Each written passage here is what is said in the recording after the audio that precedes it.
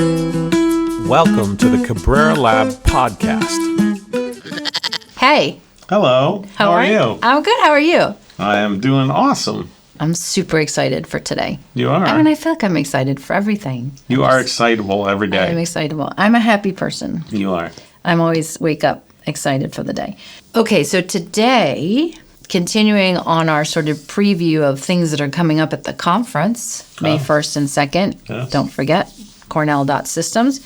We are having a really interesting speaker and a panel discussion on DSRP as a new approach to mental health, a way to think about therapeutic interventions differently for all kinds of people with all kinds of issues, coping, trauma, loss, all of those things. Mm-hmm. We can't obviously replicate what we're going to do at the conference because that's going to be much more detailed and much more specific because we have actual experts in therapy also presenting. So I wanted to kind of make that bridge for people who watch the podcast regularly and think of it in whatever way they do. I want to sort of shift their understanding to see that DSRP can also be equally transformative in the mental health space, therapeutic space. Yeah, generally that people refer to that as DSRP therapy. So DSRP applied as a therapeutic method. And I think you can compare it and contrast it to other methods of therapy like cognitive behavioral therapy, like CBT. Mm-hmm. It's very powerful. It does things a little bit differently than, say, CBT or other methods. It has certain strengths. Well, so let's start. That's kind of the beginning of it. Yeah, let's start at the beginning because I know that we are very happy that we have many, many, many new registrants for the conference. You may be listening to the podcast. So let's just start at the beginning. DSRP, what they mean. Yep. And then maybe talk about how those things are, each one of them are applied across many contexts, including a mental health context. Yeah. So DSRP just stands for distinctions, systems, relationships, and perspectives. And so that's the DSRP. And these four patterns make up how we organize the patterns of how we organize information of all kinds. How we organize information is quite literally equal to our mental models. Mm-hmm. Synonymous with mental models is the meaning that we make. Yes. So the way we make meaning in the world is we organize information in a particular way. Well, that is going to require the information, but also how we organize it. Yes. And so DSRP tells us universally all the different ways that we can organize information. So it's a very dynamical, these four things can be used in lots of different ways to organize information to make meaning. Mm-hmm. So in a therapy context, a lot of times what's happening is the person's making meaning in the world, but the meaning that they're making isn't necessarily working very well for them. Mm-hmm. Meaning it's somewhat out of alignment with reality, with how things are going in the real world, yes. Right? So they make some particular meaning, they think some particular thing, and then they go try it out, and they don't get the results that they want, or the results are frustrating, or it could be any number of things. But the fundamental thing is they're just not pleased or happy, or they're frustrated with the results they get from their behavior, from their action when they interact in the real world. So maybe I can give an example, sure, if that's helpful. So a long time ago, we did an episode on getting over trauma and things like that. So we talked a lot about my own experience with my father. And one of the things I think is relevant here is, so at a point in my life, I built a mental model about that situation where my father left without telling me. That mental model I carried with me my whole life, well, not my whole life, most of my life. And that mental model affected a lot of my behaviors, my choices, my thoughts about myself. And it wasn't until I realized that mental model wasn't actually aligned with reality, which is, it's not that I wasn't lovable or that I was a terrible child. Right. It's that my dad's kind of a jerk. Yeah. And switching that mental model to align with the reality, which is my dad's the problem, not me. Once I got my mental model in alignment, then I had different choices. Everything changed for me. Right. So in terms of mental health, I mean, that's the thing I always go to because it's sort of probably the biggest trauma in my life that I can. Is that what you mean? That's exactly right. So like you built a mental model when you were pretty young, when there was a separation. Yes. That you didn't entirely understand. Respect. So you built a very childlike mental model, and then that mental model kind of persisted all through your life. Mm-hmm. And you made decisions based on that mental model and all kinds of stuff, right? Untold effects of that mental model. And when that mental model was surfaceable, right? When you can make it you can surface it. Yeah. Then you can see it. When you have a language for describing it, and you can compare and contrast it to other mental models that you could have instead of that mental model, then all of a sudden changing that mental model becomes a lot easier.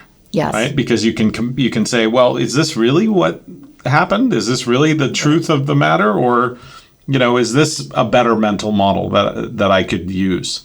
And then you can test whether it's better, because you can do things differently as a result of that mental model. These mental models, by the way, they're not just these things in our heads. They drive all actions, all behaviors, all emotion. They are the engine of all these things, all problems. They're the engine of all these things. And so they're very, very important. And the problem is they're invisible. And I think what DSRP does is it makes them more visible. It makes the mental models that are driving all these things more visible. It gives a language for describing those mental models, for talking about those mental models.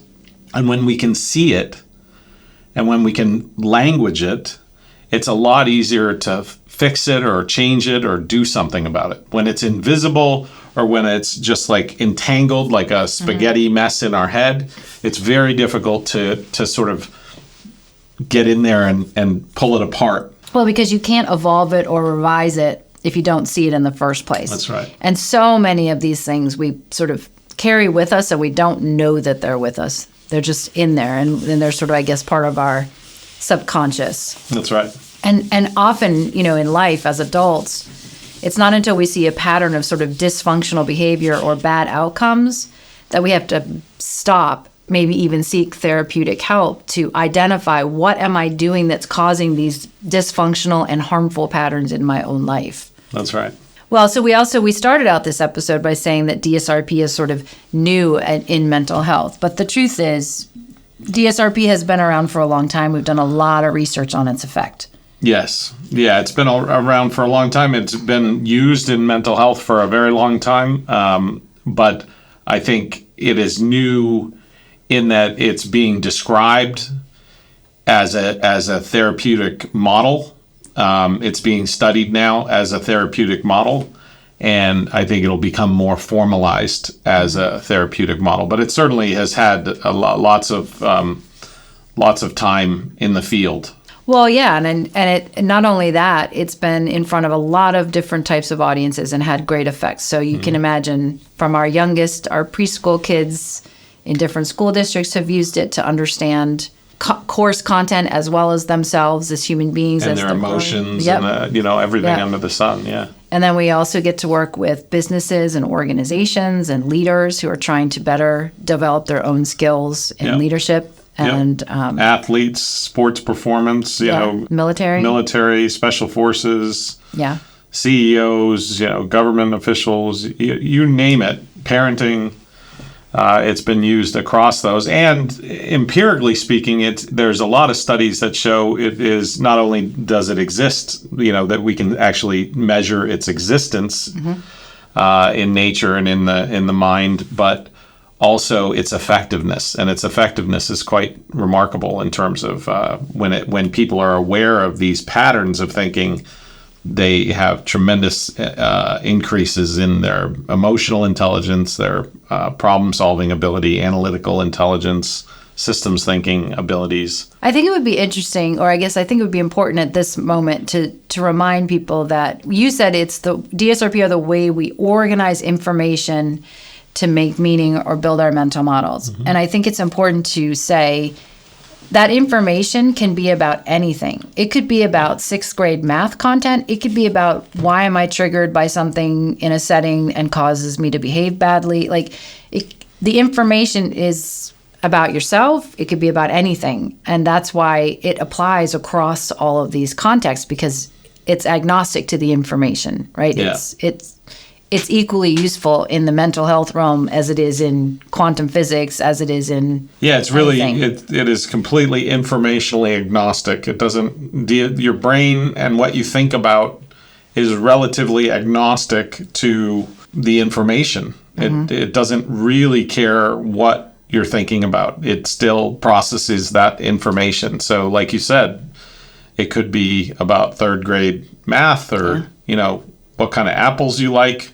Or it could be about why do I keep, engaging in this silly pattern that just drives me crazy and I can't stand it. And, it's really frustrating that I keep doing this. Okay, well, let's think about that. Let's think about your thinking. So that's called metacognition. And the research on metacognition is very strong in terms of just awareness of your own thinking. Yeah.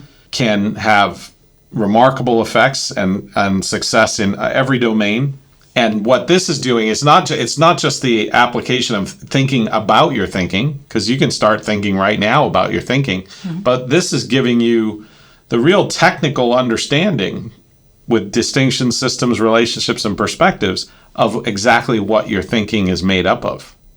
Yes. And so this is thinking about your thinking and having a real awareness and visual ability to see into your thinking and see what it's made up of and be able to map it out. Yeah, I think that's right. I think the other thing that is really powerful, and I mean for my own self, was having a language to sort of, for lack of a better word, interrogate the mental models I've built, right? So what are the distinctions I'm making that are causing, that are part of this mental model that are causing me all of these problems? Are there relationships I'm making that aren't actually real relationships, like the relationship between me as a child and my dad leaving was a spurious relationship at best. I mean, it wasn't even a relationship, right?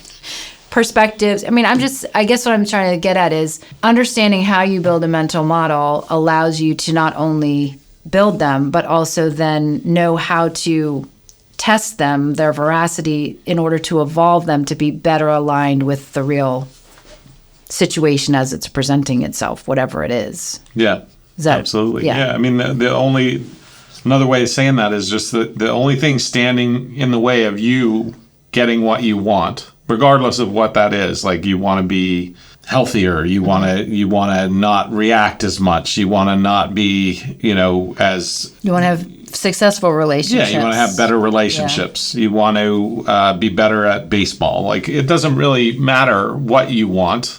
The thing that's standing in the way of you in getting what you want is a mental model shift. I want to get to also the specifics of DSRP as therapy, which is an interesting way to think about it. And if you were to contrast DSRP as therapy to other types of cognitive therapy, or even I think it's CBT, cognitive behavioral therapy, what's the difference? So I get, we're getting that DSRP applies to this realm, but how is it slightly different as a new approach?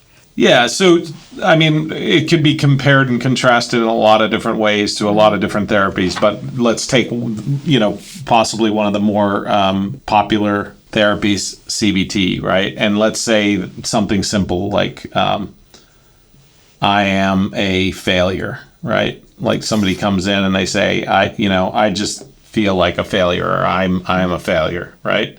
Well, CBT is going to kind of hear that, listen to that, and it's going to run through a list of a trained list. Mm-hmm. A CBT trained person is going to have kind of a list of these distortions, what they call distortions, right? Mm-hmm.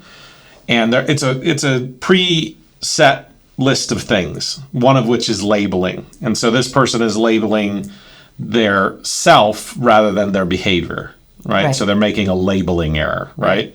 And they would say, oh, let's look at your statement and see that that's a labeling error, and you shouldn't do that. That's a distortion. That's they might not say it this way, but that's a bad form of thinking. So so let's replace it with a good form of thinking. Yes. Right? And they have a lot of different of these distortions, let's say 20 or so of these main distortions. Yeah. And they look for those distortions and they point them out when they see them. Right? So that's how they would deal with that. They would look at their list of distortions and they would say, this is a bad way of thinking, and let's replace it with a good way of thinking. Okay. And in this case, it would be something like labeling. And then the person is now aware of this thing called labeling. And this might not be the only place that they're labeling. They might be labeling somewhere else. So they might learn this skill of not labeling, right? Right. So then they try in the future not to do this error over and over. Yeah, okay, exactly. Got it. DSRP therapy would handle this a little bit differently. It would first do what we call OOT, which is object-oriented thinking, right? So we would break it into objects and that we can deal with and we can deconstruct. So we're essentially deconstructing the thinking, right? Yeah. So it would be something like I, and then there's a relationship, am a, and that looks like that, and then over here it would be failure. Right. This is a relational thing. Like this is leading to this. I is related to failure, and failure is related to I, and it's related by this thing called AMA, right? Which actually has a tremendous amount of meaning inside of that. Yes. Right? Yes. And so you can just see structurally, you've got one thing here, you've got one thing here, which is a relationship, and then you got one thing here. So you got three things that you got to basically deal with. Yes, and that's what you're saying is taking the OOT approach means you're counting the variables that you're going to have to deal with. And you're kind of object oriented. And you're quite literally starting the OOT process is literally saying, let's get your thinking on the table. Yes. Let's get it out of your head and on the table. Let's actually build it with objects. Like it could literally be like, sugar packets. Oh, nice. There's this object, and this object, right? Getting it out of their head on the table on purpose. Yes, because then we can deal with it, right? It's not like a spaghetti mess in their head. It's out on the table. Okay. Get your ideas out on the table. Yep. Like you said, they're kind of countable. I'm dealing with three things, two things related by a third thing. That's the structure of my thinking. And the information of my thinking is I am a failure. So you see the structure and the information. Interesting. The next step is kind of what we call think query, right? So it's the ability to ask structural questions, thinking questions about your thinking. And that comes from understanding DSRP. And so in this case, you have one distinction here, you have one distinction here, and you have a distinction that's also a relationship here. So you would just say, hey, what do we mean by failure? Yes. What do you mean by that? Like I have a question about this distinction. What does it mean to you? What does failure mean? What is it? What is it not? What do we mean by I am a failure? Do we mean like you literally are failure all the time? Some of the time? Constantly? How much? Right. 90%? 100%? Yeah. 20%? 5%? Like, what do you actually mean by this? Right? Yeah. So it's a little less, I would say, judgmental. Yeah. You're really just exploring what the person's mental model is to begin with. And so in this particular case, you would be asking distinction questions about these things, and you would be asking the relationship question, like how are you a failure? How is this happening, right? And so there's two basic questions there. Now there's some other more advanced things that you can do, but we won't go into that. And then the third step is what we call love reality, right? The love reality loop. Yes. What that is okay, now that we've established your mental model, and we know what we mean what you mean by it. Let's test it against reality. Like, let's ask ourselves, how would we know if this was true? This could be true, this could be false, or it could be both. It could be partially true and partially false. How would we know? What could we observe? That's a kind of an interesting question, right? Because the idea that you could be a failure, well, it depends, right? I mean, if your goal was to win a gold medal and you won a silver, then then from that framing of it, you did fail in your goal. Yes. To what degree you failed, all that kind of stuff, those are all kinds of things that can be, understood. Right. What we want to do is find out how would we observe this? How can we test? In other words, how can we get out of your head? We just got into your head. We know what your head is saying. Yeah. But now how can we get out of your head to test what's in your head against reality so that you don't end up just confirming your own bias all the time? In other words, you would be out looking for actual evidence to verify or negate the statement. Yeah, like how would I know if I was a failure? Now that I've defined what it means, let's say I'm 100% failure. Okay, how would I know whether I was 100% failure? Yes. How would I know whether I'm failing some of the time and not failing others, right? What kinds of external observational data of some kind, qualitative, quantitative, doesn't matter, would I get from the universe, from reality, to determine the veracity, validity, reliability of this statement? So then you purposely seek out that information and that feedback. Yeah. And from the real world, and in particular from the real world involving all the contexts that you care about. So whereas this is a list that's sort of saying, if you're doing this thing, that's a distortion.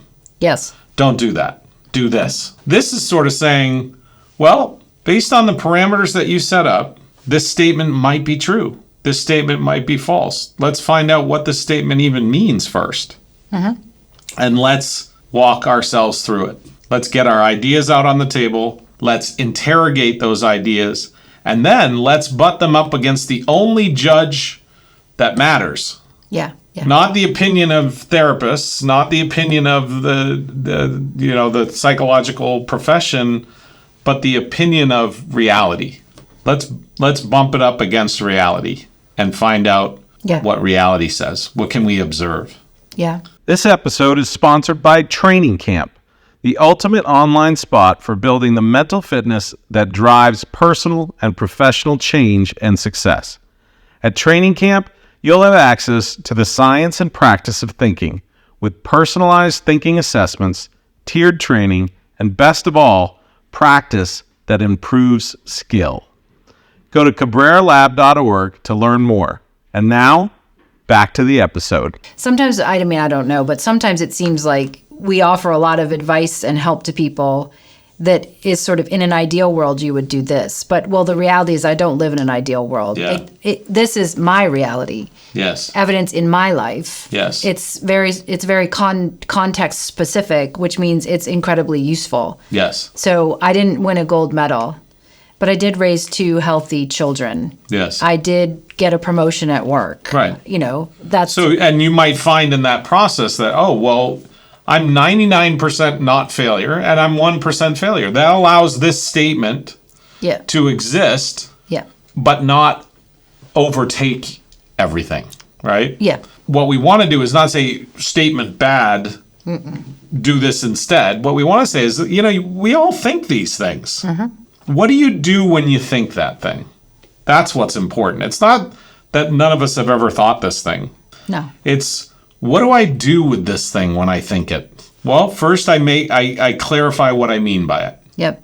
And second, I don't confirm the bias of my own thinking. I go out externally and get information or feedback to confirm or deny that thing. So rather than fitting our mental models, fitting reality to our mental models, which is confirmation bias, we're fitting our mental models to reality. Yes. But first, we got to understand our mental models, get them on the table. Then we got to kind of tinker around with them. Question them, And then we got to put it up against reality. Right. And then is the ultimate goal then, once you butt up against reality, I'm assuming is then you revise the mental model to be more aligned with the reality of your life. And that changes how you think about it and then how you behave about it and how you respond. Yeah, I mean, the ultimate goal really fundamentally is getting what you want, right? Like having success in whatever ways you define success, right? So if you want to not be so nervous in relationships, or you want to have better relationships, or you want to have a better way of raising your teenager, or you want, it doesn't matter what you want to have better photography skills. Like, it doesn't really matter. You want to become the world's leading expert in coffee grinding. Like, whatever it is that you want, you're going to put a lot of motivation. You're going to put a lot of effort into getting it. Yes. How can you be better at that thing, right? That's really what it's about. And would it be fair to say that when we talk about DSRP as a therapeutic approach, the difference, at least from what I'm seeing on these two, is this seems very sort of therapist-driven, mechanistic, formulaic in some ways, whereas this seems to be drawing out of the patient or the person. This is meeting them where they're at in some ways. And it's not formulaic in that it's all generative from that original mental model, meaning these steps are dependent on what's in here. Yeah, I think that's the crux of it. I think there are a lot of differences between these two things, but generally speaking, I think there's a lot more bias over here. We've already established what is irrational and what is rational. I see. And we've already established what is sort of a distortion, which, I mean, I'm just simplifying to say bad and good, but I mean, a distortion isn't usually good, right? It's usually bad. Yeah. So let's just call a spade, right? And obviously we can play with those words a little bit, but, I'm not going around looking to be more distorted, right? Right. So in that sense, nobody wants more distortion unless you're like a punk band or something like that, right?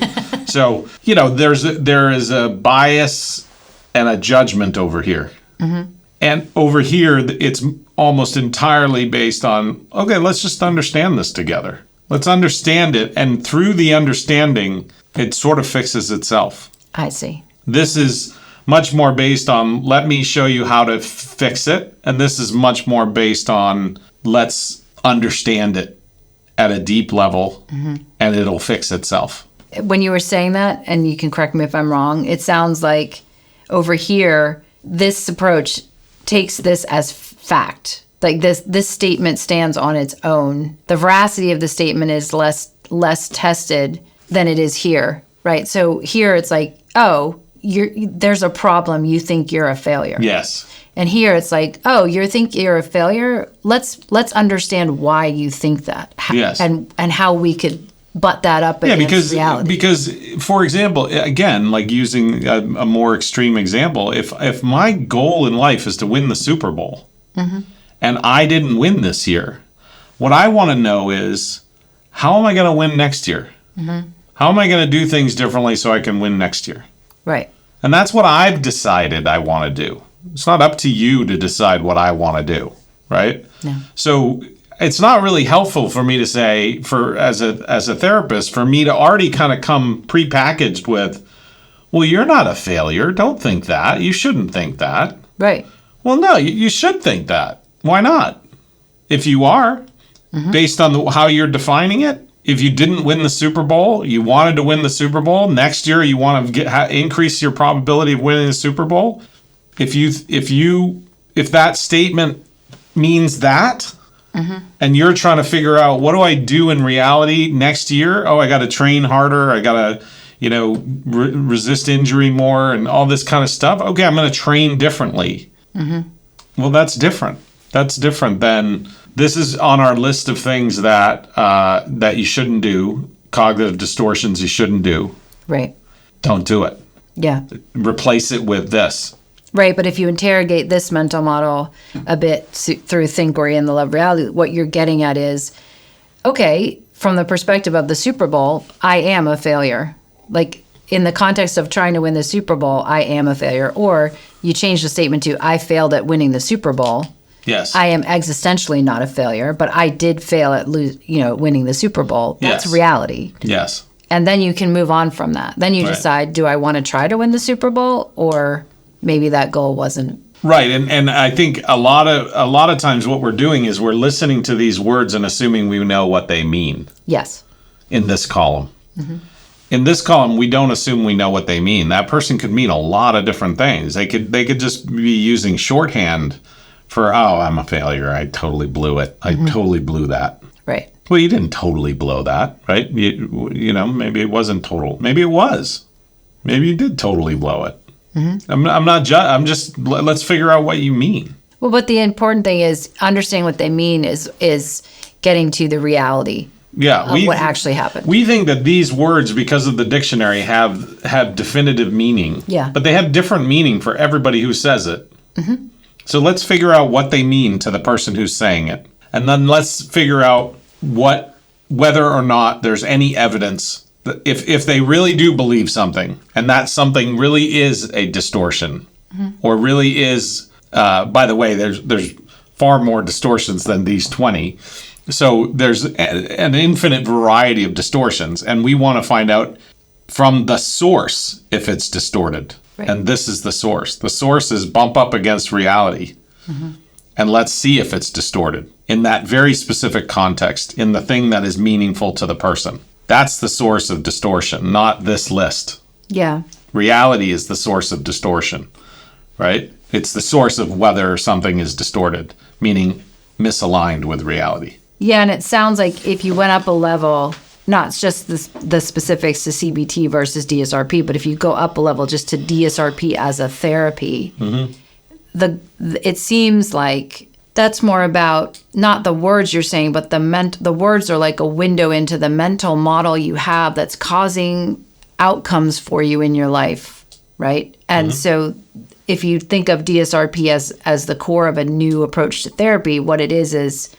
understanding the mental model that you're building rather than just taking the words of the mental model on face value and dealing with those. That's right. Right, because the words are just the words. It's what's behind it that matters. The structure is what gives it meaning, right? So this is really interesting. Let's be DSRPers and let's take the perspective of a client. How is this relevant or different for a client? If you think about these two columns as one is looking for cognitive distortions, it's it's scanning for any cognitive distortions and then putting a label on them. Whereas this is kind of like, this is kind of top down. It's kind of, there's this lens and searching and, you find what you're looking for. This is more bottom up. It's more like, okay, this is what you're presenting with.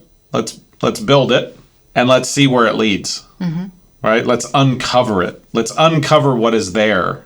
Yeah. And rather than look for what's on this checklist. Right. So I have a checklist and I'm going to look for whether or not you hit any of the boxes. Yeah. Whereas this is sort of like, hey, I'm going to meet you where you're at, and I'm going to uncover, together, we're going to uncover things.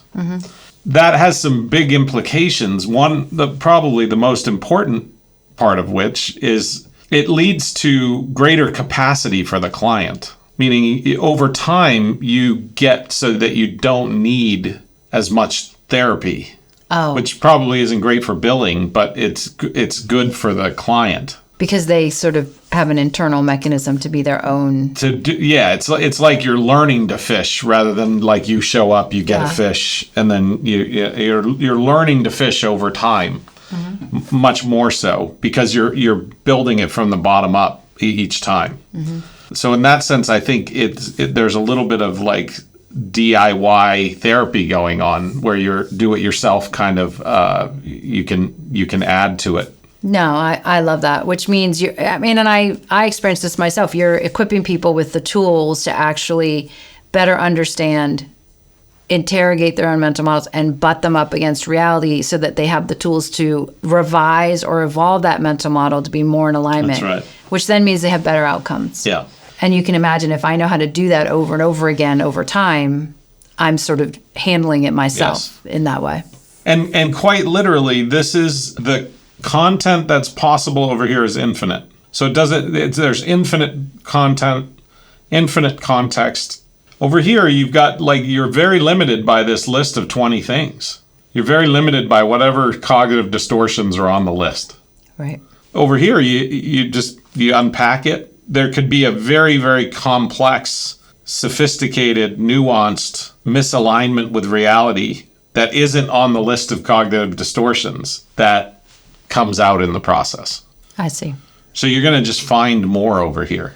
Yeah. You're going to be able to explore more over here, which means it's more relevant to you, the client. It's more relevant to your context, to what you mean, and to what you're trying to focus on. Right. So it's very client-centric, I would say. Oh, I like that. Yeah, I mean, you're really in control. You've got the clipboard instead of the therapist having the clipboard. The client has the clipboard.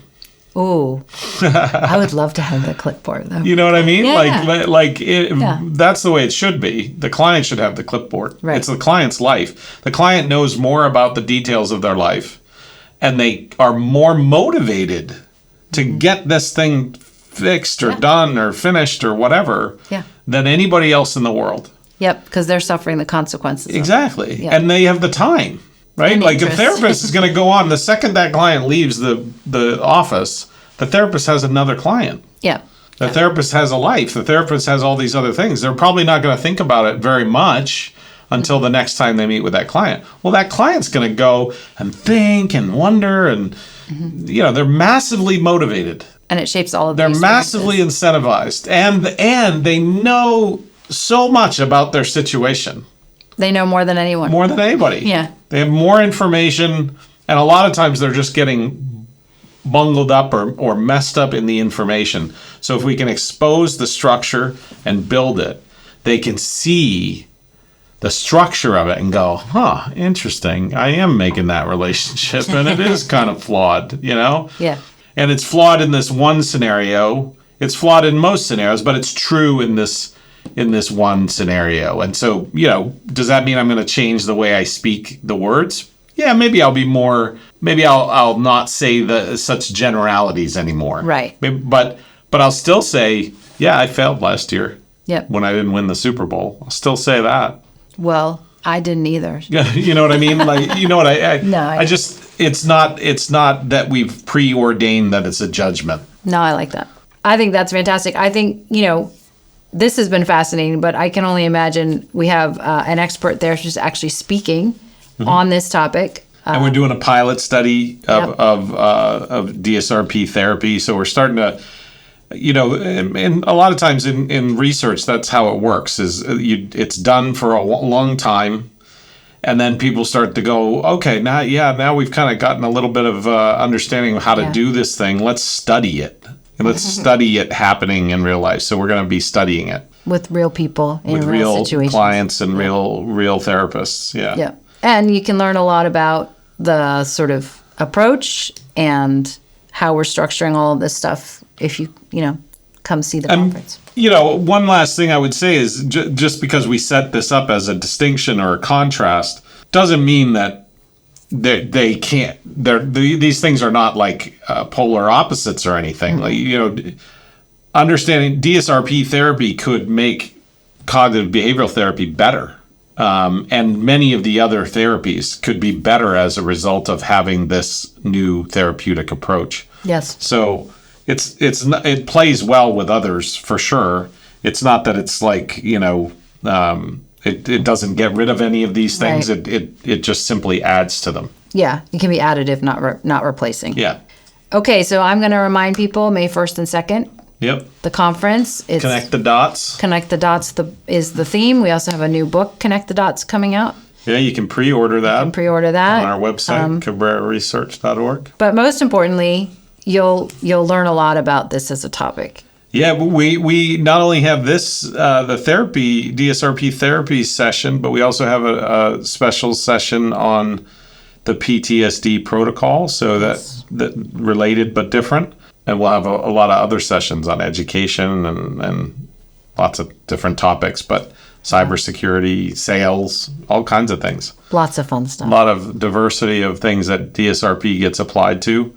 It's going to be fun. It's going to be a party of all parties. You can register at Cornell.systems. You should register, because even if you can't attend every session, that keeps you on our list, and we'll send you all the stuff after the conference. Yeah, they're all videotaped, so even if you don't get to every Make session, sure you register. You get to watch it post if you register. Yes. It's exciting. Yes, and hopefully you'll join us. That's a wrap.